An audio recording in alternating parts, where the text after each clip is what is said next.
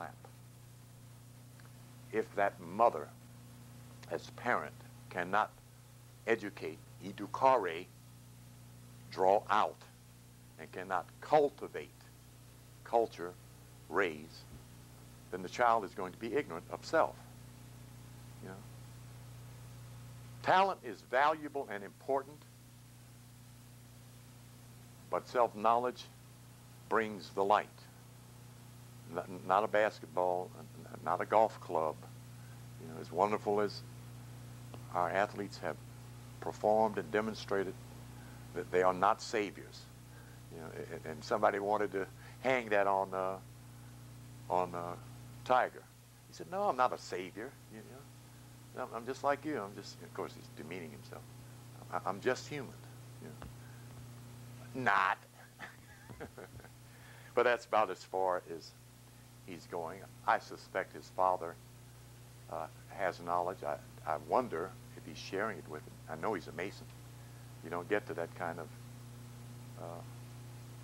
officer status without being invited into the military Masonic order. Again, something occurred to me. The secret oath-taking Mason can get around breaking his or her oath by getting in the spirit and teaching the child while the child sleeps, if they're that advanced of the soul. You raise your hand, brother. What do you want to say? I mention that a reporter asked Maya Angelou what did she think about ebonics, teaching black children ebonics. Yeah. She said she likened it to the bubonic plague. Yeah, yeah. It's foolishness. Our children already know ebonics. They don't need to study it. They learn it from their parents. It doesn't matter what level of college education or lack of education, black folks naturally speak ebonics when they're talking to each other. That's our language. We invented it. We don't need to study it. Those that want to study us can study it. We need to know how to master the language of the land we live in, wherever that is. Why are they pushing it now? Because they don't have any answers of how to regain the attention span of children, how to regain and incite their interest in learning, because they're missing the point. The key to learning is sitting in the chair. Tell them about who they are. That's the key to learning. See? I don't understand how you can teach somebody math by using ebonics anyway. Right. It's a smoke screen for the intellectual who really doesn't know virtually what the heck they're doing, to be honest, you know. And they're required to come up with some kind of answers, otherwise they lose their status. And also this stuff started with them Trying to get funded? Trying to get funded. Yeah, that's another, right. Very good, yeah. Yeah, yeah. And you know, the professional administrator is forever trying to reach in the white boy's back and front pocket. Well, we need money for this, and we need money for that, and we need money for this and that. Astrology. There should always be an introductory at each class, and I tend to do that, so sometimes I get to the point where I sound boring.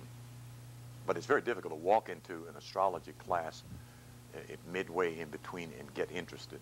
The one elder sister that came last Friday, I wanted her to be here on Sundays so she could get orientated. I mean, who's interested in a planet being in 30 degrees first time they come in the door? You know, it's kind of dull. And there's a point where astrology appears to be dull if you're not pre-oriented. If you don't know what the concept is about and the meaning of symbology and symbolisms is what and where the fire of this knowledge is. Doing the technical. I need that stand, my brother. You can hear me back there with this mic on. So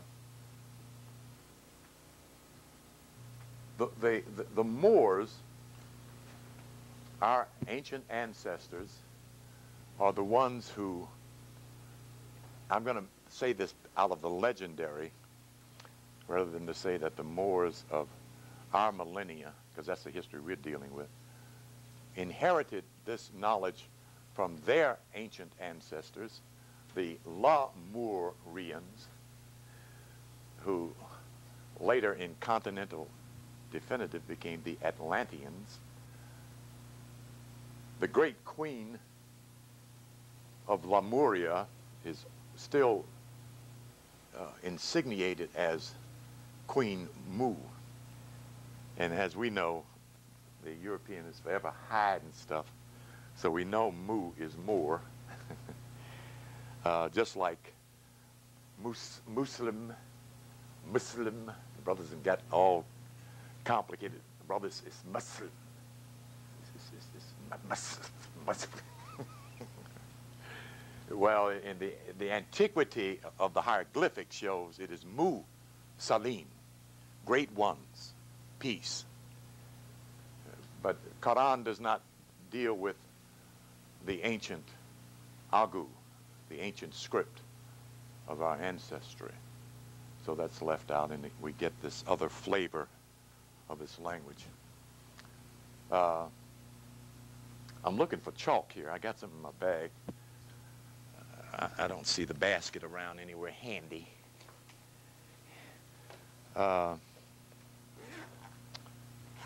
Astrology has three major parts. It is classifiably a science, an art, and a philosophy, which pretty much covers the whole of what man, God, and nature is, and how it functions. The rationale of astrology is based upon the three missing keys of our culture: identity, self-knowledge, and self-revelation. Knowing who you are, what you are, and where you are has all and much to do with the science of astrology, the science of self-knowledge, the knowledge of the 12 blueprints of personage on planet Earth. That there are only 12 people on the planet is more than a metaphorical expression. 12 with multiple variations thereof. Born in the circle of 360 degrees on a given angle. Gives only a slight variation of you born May 24th, 1925 or 1985. A slight difference between Mary Jo or Billy Bob, born on the same day, within even the same hour. That slight variation gets to be a matter, again, of angle and degree, and of course the vibrations of one's name alters that. But the fact of 12 is reassurable, in as much as we know there's a human being born every day on this planet. As we know, a human being dies every day on this planet. So nature illustrates for us the cycle of birth and death and its rhythm to such an exact degree that inside of this cyclical movement, this orbital movement, we can see an exactitude that we can measure in face of the great rule of 12, which was this line here as the second clock, and the rays of the sun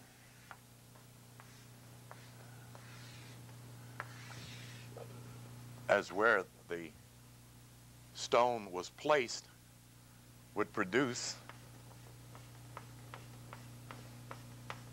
that's supposed to be 12, would produce a shadow every segment of the line or rule that would tell the attentive what time it was during the day. This also was a process of the pyramidal construct. It was, among many things, timepieces in relationship to the sun's movement in the heavens. That was the work of your ancestors. In raising consciousness, we gain a respect for present in self, from the past, by seeing what our ancestors accomplished, we then realize we also can accomplish greater things than those, because we're standing on their mental and spiritual shoulders. So with this science, we're able to determine the valuableness of self, the wherewithal of self, and the what to do, the other part that makes life worth living. What do I do? Every one of us must ask ourselves that question at some point in our lives. What should I be doing? What am I about? Okay. Children ask that question. They may not talk to mama, daddy, aunt, uncle, niece, cousin about it, but they ask it. So sometimes when you see the long face, don't tell the child to stop pouting. Ask the child what's on her or his mind. They may have a deep thought. Yeah.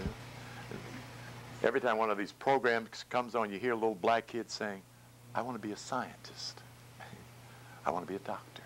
You know? You don't hear saying, when my generation's coming up, I want to be a social worker. Headed right from one end of the welfare line to the other. You know, that was my generation. That's where they were being sent. A, because it was easy to get that kind of degree. B, because they knew some jobs would be open in approximately 3 to 4 years. You see? Same thing with the school system. It was easy to become a teacher. So they thought, you know. But those were the avenues where you found this horrendous group of, quote, elitist black women who could not find a man, you know, because they didn't want the brother out outside making $14.50 an hour digging in the mud. You know. Well, that isn't where love starts. It doesn't start in the pocketbook and the check. You know, we know that. Or we should know that, because we're still having the same kind of problem with the corporate black woman downtown with her attaché case and her scarf over her shoulder like Oprah. You know, she can't find a man until she found a white boy. Well, I met Charles the other day. He's very nice. All right. Well, okay. Go ahead. You and Charles going on. That's all right. I'd have got out of folks' bedroom. I'd have quit peeping in folks' windows to see what they're doing, who they with. That ain't none of my damn business. But it's important that we recognize we are given a status called birthright. By just being who you are, you have status. But you have to find out what it is so you can wear it. You know, the fact that you're Aries, Taurus, Gemini, Leo, and so forth gives you status and tells you that you have talent, that you have power, that you have ability and a purpose, and that the entire universe knows you here. That's what astrology underlines as a spiritual, a mental, and a physiological fact.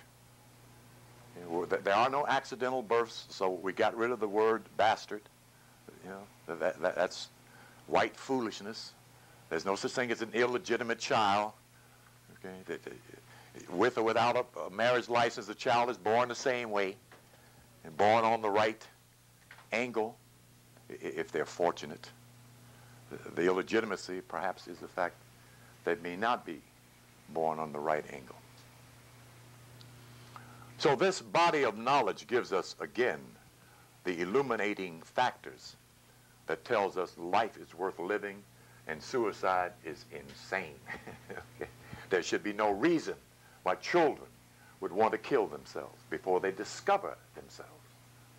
The fact that they are killing someone they don't know is enough to stop a human being from jumping off a building or swallowing poison. So one of the first questions I've asked children when I go into a classroom is, who are you? And it stops all the giggling and sniggling. I said, what's your name, little brother? John? I said, what does John mean? And everybody hushed. Because probably everybody in there knew somebody named John. And little boy sat there and went, John means John. That's what he did. Yeah. Oh, is that what it means? I mean, really got, if you want to quiet a room of kids down, that's all you got to do. What's your name? I think it's the little kid's name. Oh, it's David over at Ebenezer. I had a group of Sunday school kids over there. So what's your name, little brother? Stand up. David? Oh, what does your name mean? I said, wait, like he was paralyzed. Because nobody had ever brought it to his attention that his name had a meaning. Which meant if his name had a meaning, that meant he had a purpose. And deeper than that, he had power. And deeper than that, he had status. You see? So I told him at the end of the conversation, I said, sit down. Your name means beloved. That's the last one. Kids are great. I mean, if you want some inspiration, just talk to children. They'll delight your heart. They're just really wonderful. So the next step from there, from name, is towards, again, the image in the mirror. See, that we were so uneducated that we bought into an inferiority complex based on nothing true. You know, that's deep, you know. I mean, we know some con men. We've heard about them, read about them. Brother, that white boy puts something on us. You know, you're nothing. Damn. And the reutterance of the buffoonery of it all, the reutterance, though at the time it seemed quite brave. Dr. King has black folks walking around with a big sign saying, I am somebody. I am. When the sign should have read, I am that I am that I am. That's what it should have read, you know. But it was a point of starting over again, you see. But that's the price paid for looking outside for justice, liberty, truth, and power. You see, you look foolish, and it costs you pain, suffering, and even your life. But that's where he was when they pushed him out front. So we look inside this enormous and wonderful circle that we cannot see, by the way, an invisible concept as a geometric symbol of 360 degrees, knowing that this circle represents what, my brother? How many degrees? And 306 degrees equals what? All right. So we got some Moors in here that know what it's about. All right. That delights my soul. That if you can divide this circle into 4 parts, you then have direction. The black man is buried in a shallow grave in the east. One of those fine epitaphs espoused by Farrakhan, the first time I heard it in that light. The Mason simply says, man is buried in a shallow grave in the east, or Hiram of Biff was buried in a shallow grave in the east. And Brother Farrakhan was polite enough to put a handle on it. He didn't put the right one on it, but he put one close enough on there. Come on, sweetheart, they can have some seats. We got plenty of seats for them to sit down. Some good-looking young Moors there with the great craniums. Those got some great heads on them there. I'm a head watcher. I look at the craniums to see what's come forth from the ancient past. And those brothers brought it with them. That's great. So, knowing that you are in the center of your physical body, right behind your sternum bone, as a soul, as self, then you know where you are. And in this great circle, we recognize this symbol to be 0 degrees east, if you know your glyphic symbology of the 12 animals, the 12 sacred animals. Yes? Somebody parked in the parking lot in the driveway? Okay. You too? Work inside? Yeah, I'm over inside. Okay, so they can get in and out. Okay. And from this point, 0 degrees, moving in declination towards the south, I use that term because it's a very important astrological term, declination. One begins to measure the 360 degrees of this. Who is that, my brother? All right. But actually, it is really who? Which man is that? Who's the first man? More? No, there's no damn Adam. Womb man. Anybody remember that one? Yes, that's the first man, is womb man. Your mama came first, then came her son. Hence we have ma son, Mason. So in this circle we begin to find that we are all born at a certain time, day, wait a minute, how is it? A certain hour, day, month, and year. It's right there in the book of Revelation. The information needed to do a chart is in the book of Revelation, okay? Among other astrological factors. This is what's referred to in this science as the point of ascendant, the factor of what is rising on the ascendant gives us insight into what affects our cerebral consciousness. This represents Aries, the what? What part of the body is Aries? The head, yes. So the thinking mode of behaviorism begins in the head. In fact, we come forth in our fetus growth and development as a head.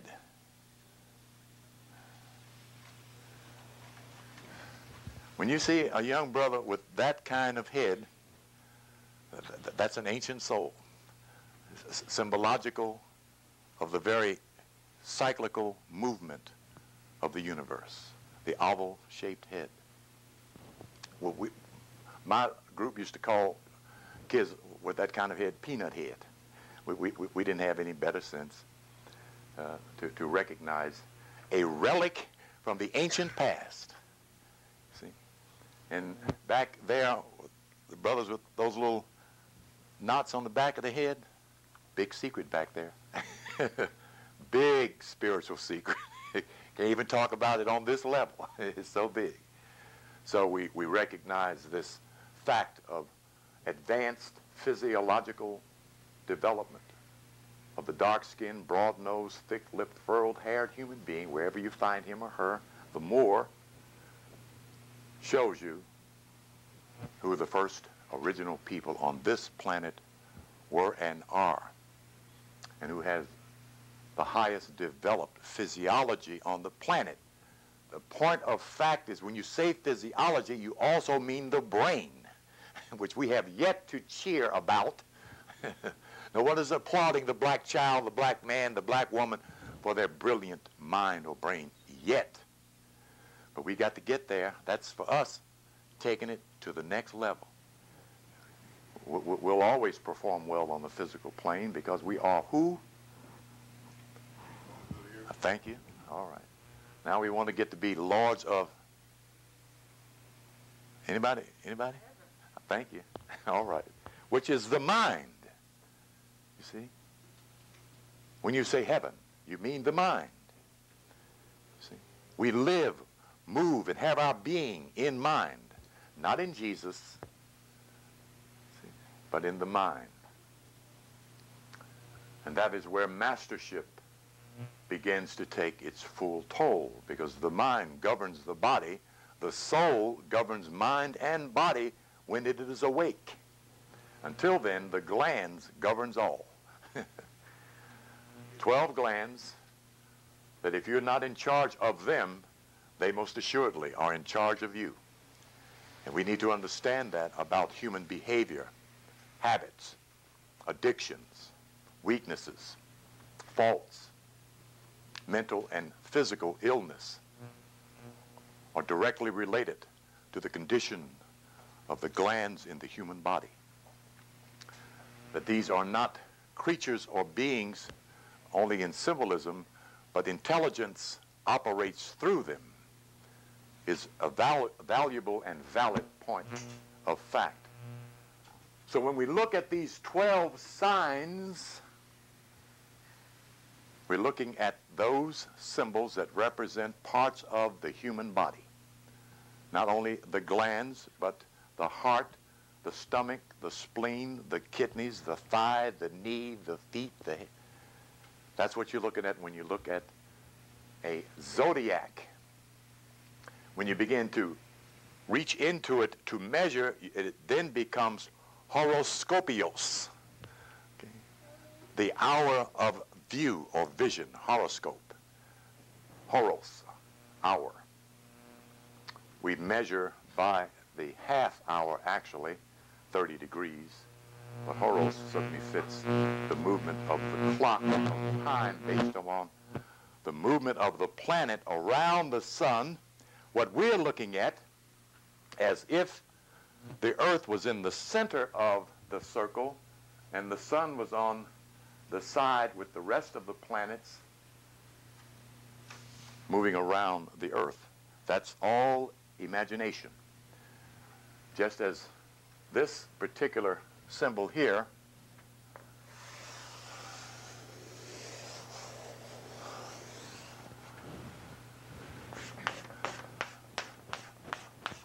that's supposed to be 12 times, represents the zodiac belt, which is invisible in nature. It's not out there. Okay. We agree that there is this imaginary set of symbols around our planet that the planets are moving through. That's all imagination. Much that is your reality is imagination. Because through it you see that which is real and measure that which is physical to determine its meaning, its purpose, and its function by imagination. A power, an ability that children ought to be able to cultivate while they're sitting in the classroom instead of being chastised for looking out the window. When they're not looking out the window, they're looking into imagination, creating something, sometimes seeing something, sometimes figuring something out. The teacher says, "Turn around, boy. Pay attention to me." So the child, the student, learns to trust teacher more than she or he learns to trust their own imagination. There's no genius registered that was not complimented on his or her imagination. It is the doorway, the window to genius and brilliance, creativity. It is your badge of godhood when it is awake and active. And children come here with an active imagination, come here with the ability often to see their spiritual guides hovering above their beds, you see, or to see little spirits walking, moving through their rooms. Sometimes, I don't think you hear as much as you used to children talking about their imaginary friends. And a lot of children don't share that with their parents because their own mom and daddy think they're crazy. See? But we know in this cosmogony, this science, that there are two beings that come down here with you. One is on your left and one is on your right. If I'm not mistaken, the female has two female ministering spirits. The male has two male.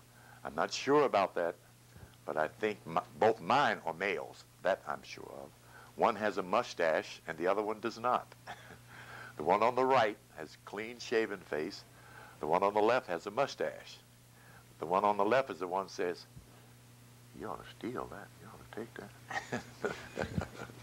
That's the one that's going to get you in trouble if you listen. The one on the right says, "Don't do that. Don't do that. You know you should do that." That's the good one. See? We're on the plane of duality, okay? See? Jesus and Horus, or rather Jesus and the devil is Horus and Seti, the law of duality. See? When you see this symbol in the hieroglyphic,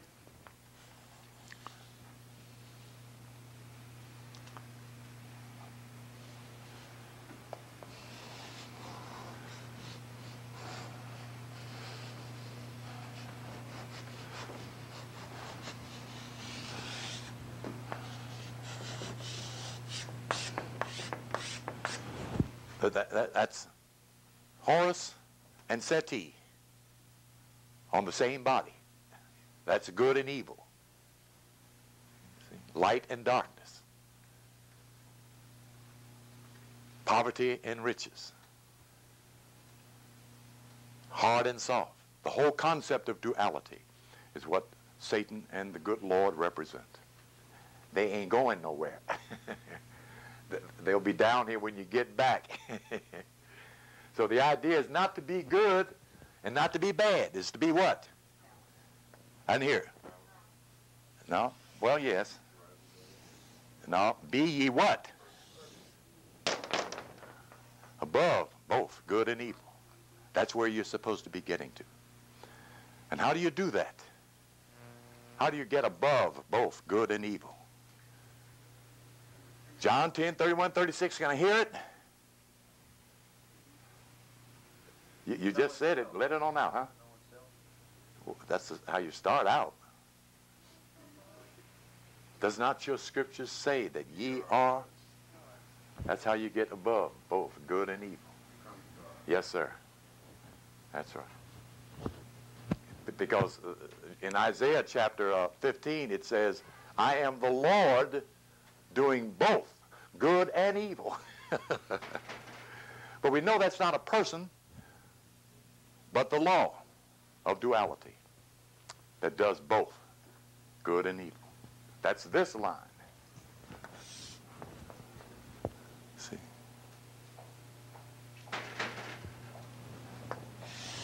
We're trying to get that line. That's be ye perfect. When you're standing on the square. Okay? The meaning of what you are, the meaning of the things that you can do and the things that happen to you and the things that you do is found in the circle of 360 degrees.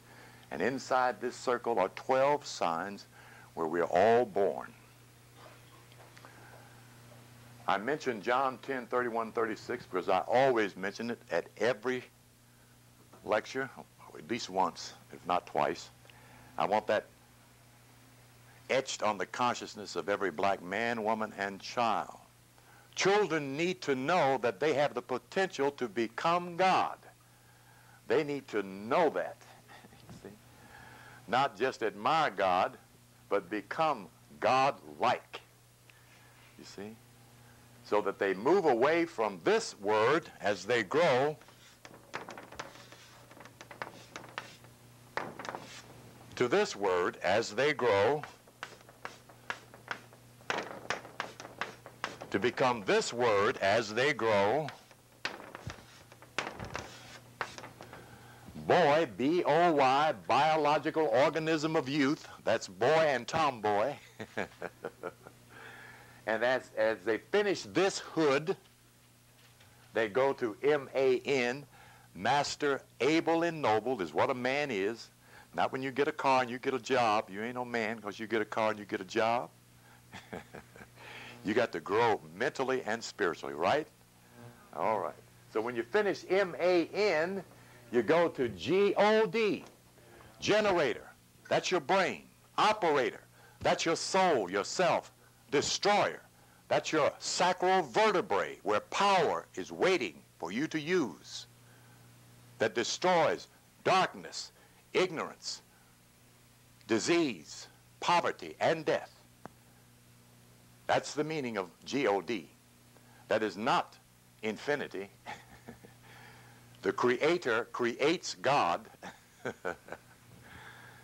We can't become the infinite one. We live, move, and have our in the infinite one. Represented by 0, there is no name that equals infinity. You cannot worship it, you cannot honor it, and you certainly can't give it tithes. But the Lord is a man of war. Okay? Inside the circle is how you get to be what you came here to become. Knowledgeably. You can do this by faith. You see, you can open your spirit and your heart by faith. It's been done. It's still being done. But by faith takes you to heaven, first level. You got 11 more to go. By knowledge, you get into the full circle, you see, where you are Lord instead of being ordered by the Lord. The heavenly plane is a plane of angelic beings. Those are the sons of God. Nothing wrong with it. Great place to be. Wish there was some of it down here. But in the maturity of your spirituality, all of us must become the one. Another synonym for God. Ahad or Hud. G-O-D. What we're looking at via the ephemeris is how do we measure the effects of this planetary energy on ourselves. So I guess we'll do this anyway. We'll do it slowly, colorfully, and symbolically so that it makes sense to our youth as well. I don't have enough to go all the way around, so put one in between each of you. Here's a couple of more. Did none of you Moors bring your ephemeris? Not one of you, huh? Okay. Okay. If you have one, turn to your year, the year that you were born. What year were you born, young brother? 1987. Okay, you just got here a couple of weeks ago, huh? All right. Well, that's all right. You're right on time. 1987. What month are you born? December. Sagittarius, huh? 87.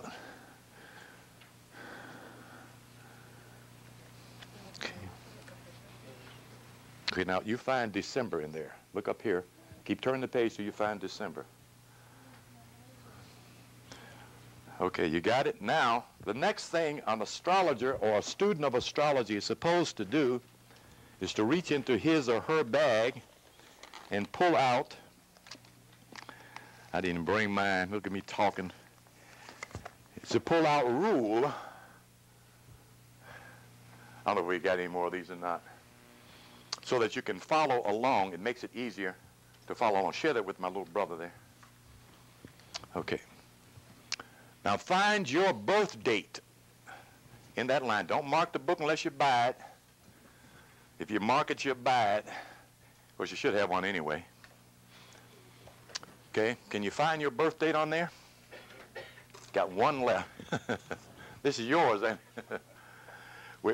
This is a very interesting little rule. It has the chronology of all of the ancient kings of Kemet, so-called Egypt, on it. We don't have any more, but they'll get some more. It costs $1. And this is one of the tools every black man, woman, and family should have. Plus, there should be a map of Africa on your wall, a map of the United States on your wall where you live, so you know where you can go, where you have been, and geographically where you are. Okay, that should be common knowledge in the household. So those are wonderful pictures. See, I got them on my wall. It looks a little junky in there, but I'm very happy to have it. Yes, sir. We should be able to purchase them here at the Cultural Communications Center. However, they're moving a mite slow in that area, but we'll have them eventually. You can get them. Yes, dear. What we're talking about, one of the things we should have. If you're going to deal with astrology, you must have an ephemeris. It is the time tabloid of how people move through time and space, giving enormous amounts of information about yourself. Now, at the very top line of the book, you will find symbols. Look at the very top line, right up under December there. You see those symbols there? Okay, this is the symbol for your planet. It's called Jupiter. Okay, find that symbol on there and put your finger on it. Then show it to your brother. Okay, that's his symbol. This one, of course, is the sun. That's the one we all have in common, no matter when we were born. And the next one on there would be, let me make this a little lower. One that looks like it has horns on top. Those are not horns. That's a crescent. That one is Mercury with a cross under the circle. Okay? Let me see here. But I got them all. I don't have them symbolized in any one book. Yes, I do. Which one is Virgo? Virgo is Mercury. The one with the crescent on top, the circle, and a cross up under the circle is Mercury. Let me see if I got these symbolized here. Since we got this group here, I don't want to bypass the youth. Black men don't get many opportunities to explain this knowledge to young black boys and young Moorish girls, so I want to take advantage of it.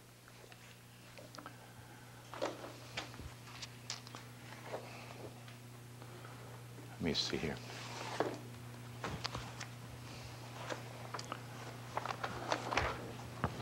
Yes, I do have it. Do I? Yeah, okay. Those are the 12 signs of the zodiac. Now, I don't have the planets there. No, I sure don't. Do I have them anywhere in here? Let me see here. Well, we got them right there. I'll just name them off. Somebody's got my book. Brother, you name all those symbols off for them, starting with the sun. First one. First one is the sun. Louder, my brother. Second one is? The moon. Thank you. The one that looks like a crescent, a half circle, is the moon. You see that one there, young brother? What's your name? Sir? Sahir? Sahir. Very good. What's your name, my brother? Samir? Sabir. Very good. All right. Show that to Sabir, Sahir. The crescent. Point to it so he can see it now. Don't keep him guessing. Right. What's the next one, my brother? Mercury. Mercury. That's this one here. One with the crescent on top of the circle and the cross. That's Mercury. What's the next one? Venus. Venus is the next one. That's one with the circle and a cross under it. If you were born under the sign of Taurus, or what's the other one for Taurus? Taurus and what is born under Venus? Very good. Libra, okay.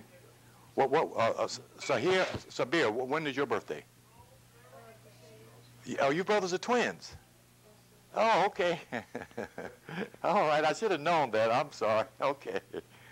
So you're looking at the same. Very good. All right. Libra and Taurus are under the energy of the planet Venus. What's the next one, my brother? Mars. Mars is the next one. That's a circle and a short arrow. The circle represents a shield, and the arrow, the point there represents an arrow referring to the Lord of War. It's supposedly Mars under the Greek mythology, and it is mythic because their mythology is our reality, because they got their mythology from our culture. Okay. So Mars, what's the next one? Now turn it the other way. Turn it the long way. What? No, the ruler. Yeah, just keep moving. Yeah, just put it under there like that. Put it on your birth date. Right on your birth date. On the what date? The 8th. On the 8th. All right. Okay. So when you look across, all of these, this whole line here is you, both of you guys. Okay. So when you see the sun with this arrow here, that means Sagittarius. Okay. That's you guys' sign. Okay. All right, very good. All right, what's the next one? Saturn. Saturn. That's the H with a cross on top. Find that symbol there, Sahir and Sabir. That's Saturn, the Grim Reaper. Well, it really isn't the Grim Reaper, but it's one that slows us down. So we have to put things in order. Saturn. Got it? Very good. All right. Okay, my brother, what's the next one? Uranus. Uranus. That's the one of invention, creativity, mystical power, and mystical experience. The energy of the new age we're calling Aquarius. That's the one with an H-like shape and a cross inside with a circle at the bottom. Uranus, the planet of what sign? Leo. That's your opposite, isn't it right? Aquarius. Thank you, thank you, thank you, thank you. Okay, that's Aquarius. You guys probably got Aquarian buddies. You two twins. Some of your friends are probably Aquarius. They were born in January the 21st to February the 23rd. They'd be Aquarius. Okay. All right. Okay. Is that all of them? Is there another? Neptune. Neptune. Neptune is the supposedly god of the sea. That's symbology. Of course, they always represent him as a white boy with a long beard. That's a pitchfork, it can be viewed as, like that, with a cross under it. That's Neptune, that rules what sign? Anybody? Thank you. Pisces. This is the ruler of the sign Pisces, the water sign, the mystical sign that governs northern Africa. The house of secrets is ruled by Pisces. Okay. Governs the land, governs the temple, not the people. Does anybody know what the African sun sign is? Leo. Very good. Leo. It's sitting right out there in the desert. You couldn't miss it. That's Leo out there in the desert. The so-called Sphinx, Lord of the earth. That's Leo. Okay. Okay. What's the next planet? Pluto. Okay. I have to erase some of this here. Now this is the present sign given for Pluto, which is a P and an L, and is the European astronomer who discovered the position of Pluto in 1930. That's how it got to be that glyph. There's another glyph given. Of course, there is an ancient Kemetic Moorish glyph. I don't have it at my disposal right now, but we'll use this one. So you see that one there? Okay. Now what I'm supposed to do is give you a sheet of paper that most of the group in here are supposed to have already of the, let me see here. Anybody got any extra copies of this? Was anybody wise enough to sneak in Xerox some copies? Okay, that's for you and your brother. She's got one. Very good. That's a copy for him. Yeah. You got some more? Good. That's a very bright and wonderful young Aquarian Moorish young lady there. We're very proud of her. Don't have much? Okay. Well, I didn't bring any more with me, I don't think. And I can't Xerox in it because the light, the electricity's on and they have to shut that down. So we won't do that for everybody.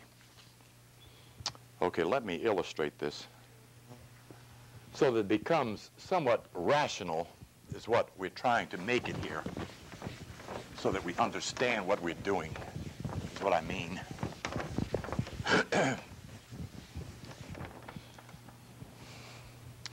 As the planets move in their orbit virtually around the sun,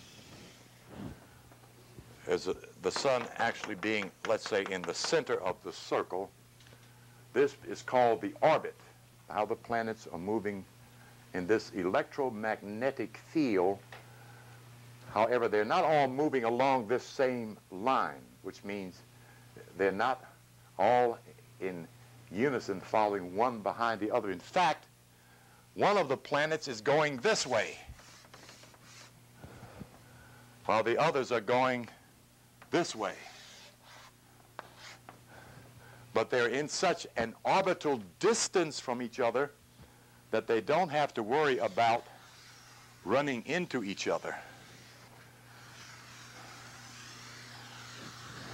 as they move in their own and separate orbits. This is another one of those unending lines because they keep on moving. But each planet has its orbit. The distance of one planet may exceed that of 80 million miles in terms of how far it is away from our planet. Then, of course, the distance it is from the sun is another astronomical distance. But, of course, our concern is how far the one planet is from our planet, so we know we don't have to worry about one of the planets running into our planet. They were worried about Hale-Bopp hitting planet Earth, you know, which would have wiped us clean out. Okay, with a tail extension of how many millions of miles? You know, imagine that.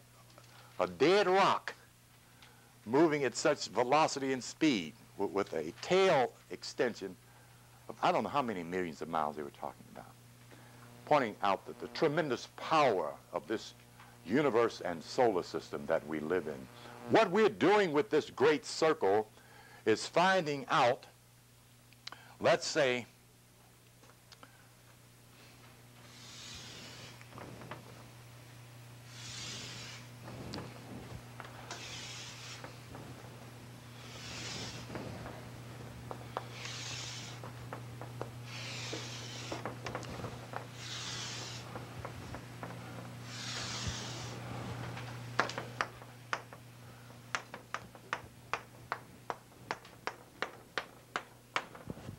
parts.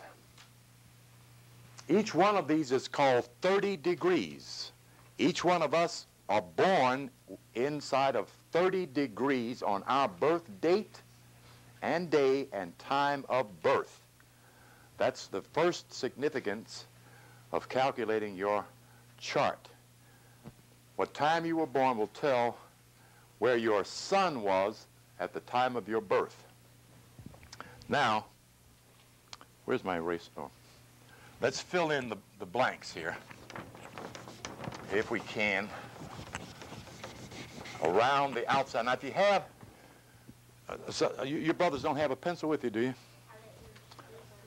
Oh, you didn't? Okay. No, give it to them. I'm going to use chalk. Now, give it to her now. Oh, you got one? Would anyone like to have one? Give her the pencil if you don't need. Oh, okay.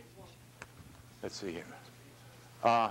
My brother, reach back there and hand me that pencil on your right there.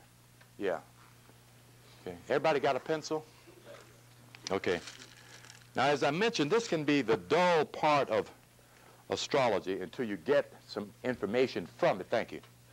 Get some information from it. Oh, she's got one. Okay. Anybody else need a pencil? Okay. All right. Okay. That one doesn't have a sharp enough tip. Use this one. Okay.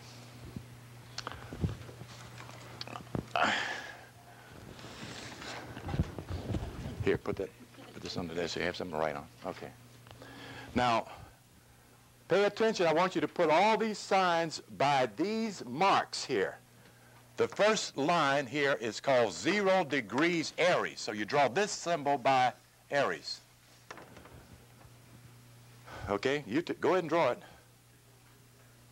Now, outside the circle. See, that's outside the circle. Right by this straight line here. See the line going straight across? Find that line. All right, now put Aries there. All right, now hand it to your brother. He's going to draw the next one. The next sign is Taurus. Let me erase this here. Draw a circle and then draw a crescent on top like this that looks like horns, but remember that those are not horns. That's a crescent, which represents the moon. Now, go right down to the next square. Hold it a minute. You all don't have the... Okay, what you're supposed to do was to draw the degrees in. You were supposed to draw... No, it was supposed to be Here. That's 0 degree there. Oh, okay. All right, yeah, here, okay. This is going to be Aries, Taurus, Gemini, Cancer. Right, okay. Yeah, you all got them. Yeah, very good. Okay. Yeah. Right by that next dot there. Draw a circle with a crescent on top. That's Taurus. Then go down to the next line and draw Gemini, which is 2 lines straight up like that, and cross the top at a line at the top and a line at the bottom. That's Gemini's sign. Okay, done that one? All right, the next one is draw 2 straight lines, one above and one below, and you draw a half moon on top and a half moon underneath. That's the sign of Cancer. See that? Okay, the sign of Cancer. What's the next sign? Anybody? After Cancer comes what? Who? Thank you. Leo.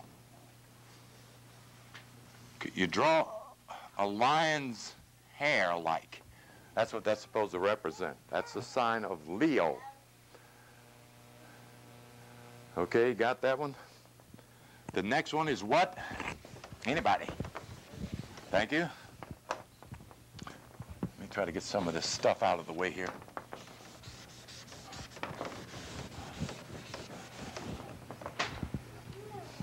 Virgo looks like an M with its legs crossed.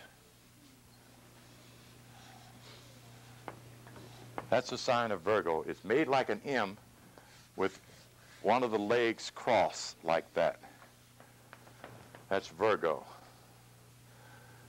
Okay, now what's the next sign? Anybody know what the opposite of Aries is? Thank you. Libra is the scales of balance.